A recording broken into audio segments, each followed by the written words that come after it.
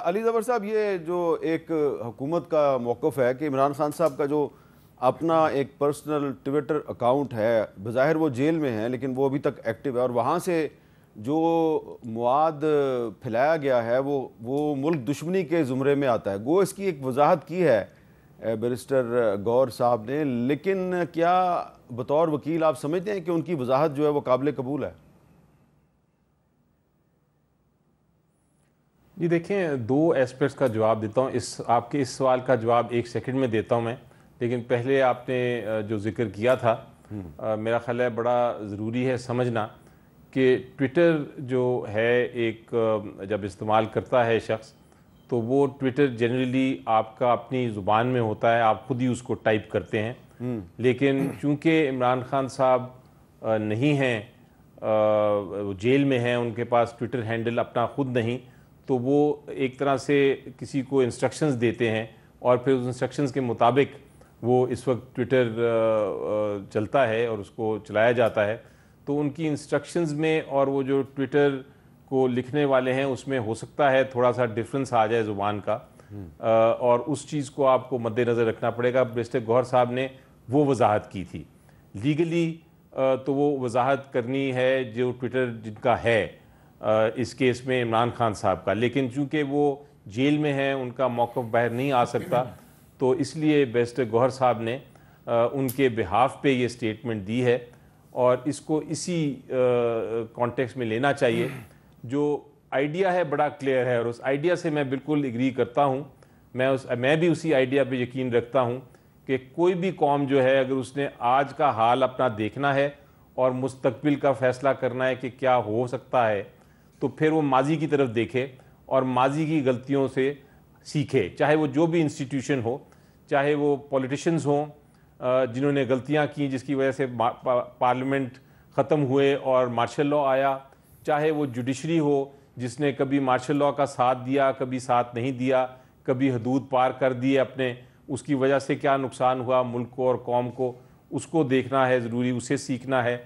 इसी तरह जो दूसरी इंस्टीट्यूशंस हैं, इस्टेब्लिशमेंट है, उन्होंने क्या किया उससे भी सीखना है। हमें सबको पता है कि 1971 से, बल्कि उससे पहले भी क्या होता रहा और क्या वजूहात थी कि पाकिस्तान डिवाइड हुआ।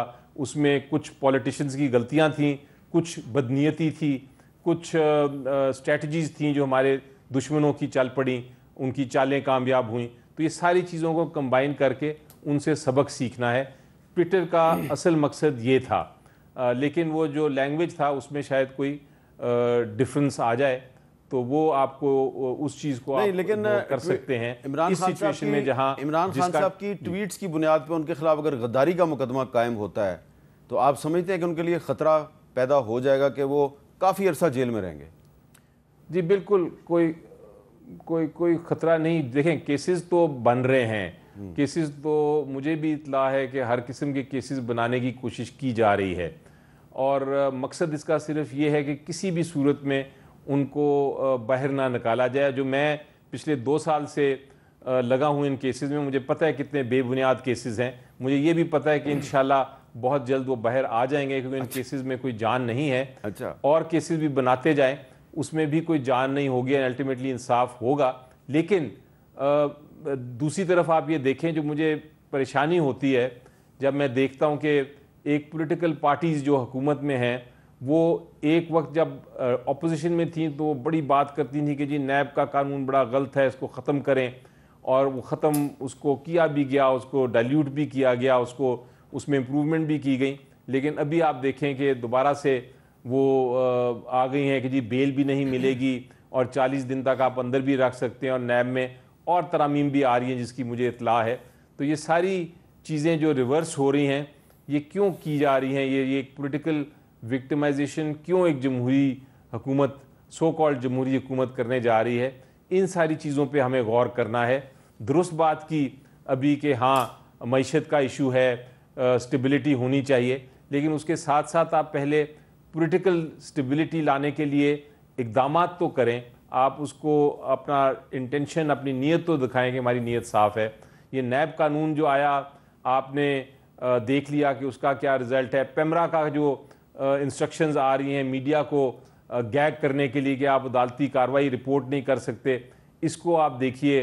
आपने मिसिंग पर्सन केस में आप माइकस क्योरे हैं, उसमें देखेंगे कितना कन्फ्यूजन है। अजीबो गरीब अटर्नी जनरल कुछ बात करते हैं कि जी हमारे पास आ गया है, मौजूद है एक शख्स, और जाके जब उनकी वाइफ जाती हैं तो शख्स होता ही नहीं उधर। ये अटर्नी जनरल साहब की स्टेटमेंट, अच्छा, इस पे फॉल्स स्टेटमेंट करार दी जाएगी। इस पे भी बात करते हैं, इस किस्म की सारी बातें आप बात करते हैं। लेकिन मैं तारिक फजल चौधरी साहब से ये पूछना चाहता हूँ, तारिक फजल चौधरी साहब, आपको क्या लग रहा है कि ये जो सूरत हाल है, इस सूरत हाल में, क्योंकि आप कुछ दिन पहले तक बड़े ऑप्टिमिस्टिक थे कि बातचीत बड़ी अच्छी हो जाएगी, मुख्तलिफ चैनल खुले हुए थे, स्टैंडिंग कमेटियों में रिप्रेजेंटेशन होने वाली थी तहरीक इंसाफ वालों से, आपकी एक मीटिंग में उनसे बड़ी अच्छी गुफ्तगू भी हुई थी, फिर गंडापुर साहब और मोहसिन नकवी साहब के राब्ते हुए, उन्होंने मिलकर प्रेस कॉन्फ्रेंस की, लेकिन अब आप कह रहे हैं हम गद्दारी का मुकदमा बनाएंगे, तो किधर जाएंगे मामला?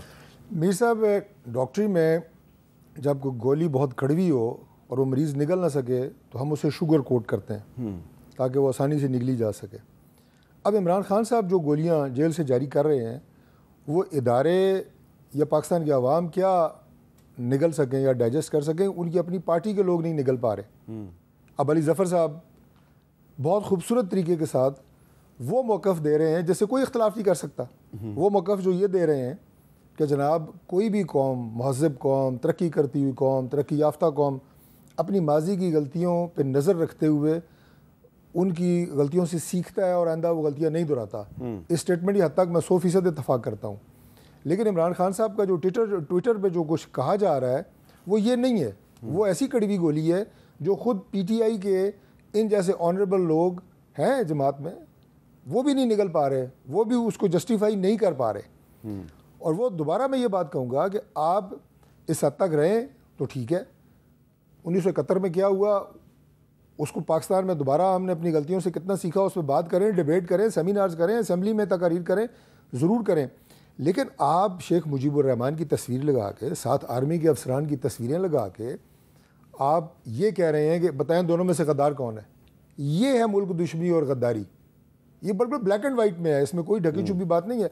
और कोई मजमून नहीं लिखा गया ट्विटर पे कि इमरान खान साहब ने अपना एक मौक़िफ़ दिया और उसके बाद जनाब लिखने वाले ने वो पूरा एक मजमून लिखा, चंद जुमले ऊपर नीचे हो गए।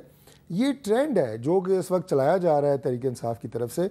उन ट्विटर्स को, उन लाइन्स को, उस पूरे थीम को लेके आपने सोशल मीडिया पे यलगार की हुई है। ये है मुल्क दुश्मनी। अच्छा, तो अब दूसरी बात जो आप कह रहे हैं मैं उस पर आता हूँ।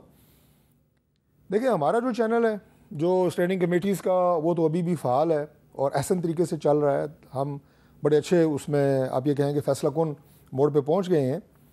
जहाँ तक गंडापुर साहब का और मोहसिन नकवी साहब की आपने बात की, ये एक अच्छा मैं समझता हूँ कि वो जो विजुअल्स थे ये बड़े अच्छे विजुअल्स थे।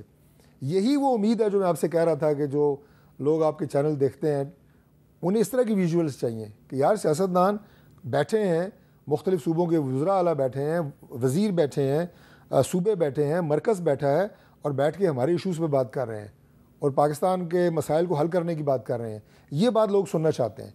लेकिन जब लोग ये सुनेंगे कि मैं इस्लामाबाद पे कब्ज़ा कर लूँगा, मैं पेस्को पे कब्ज़ा कर लूँगा, मैंने आप ही के प्रोग्राम में कहा, मैंने कहा भाई अब शौक से करें, हम चाबी आपके हवाले करेंगे। 350 अरब की लाइबिलिटी है, वो भी आप रखें, पेस्को आप चला लें। मैं अच्छा, फिर इनके इलेक्टेड मेंबरान सूबाई असम्बली वो जाके बिजली के दफ्तरों के ऊपर कब्जे कर रहे हैं। ये विजुअल्स कोई नहीं देखना चाहता। सियासत के अंदर अगर इस तरह आप निज़ाम को चलाएंगे तो ये नहीं चलेगा।